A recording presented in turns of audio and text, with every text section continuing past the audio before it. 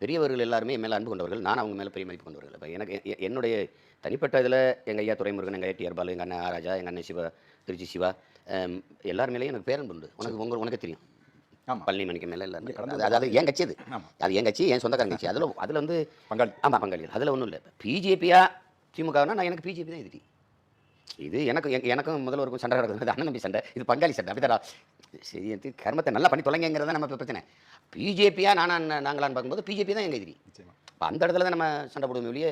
எனக்கு தனிப்பட்ட முறையில் சின்ன வயதுலேருந்து நேசித்தவன் நான் வந்து எங்கள் ஐயா துரைமுருகன், டிஆர் பாலுவெல்லாம் இப்போவும் வந்து என் மேலே அளவு கடந்து அன்பு வச்சுருப்பாங்க. இப்போ பேசுவாங்க. இது குறிப்பாக எங்கள் அண்ணன் சிவா, ஆராஜா போல் அறிஞர்கள்லாம் அந்த கட்சியில் இருக்கிறது வந்து அரிதிலும் அரிதான வாய்ப்பு தானே. அது அவர் பயன்படுத்திக்கிறாரா இல்லைங்கிறது அது நமக்கு தெரியாது.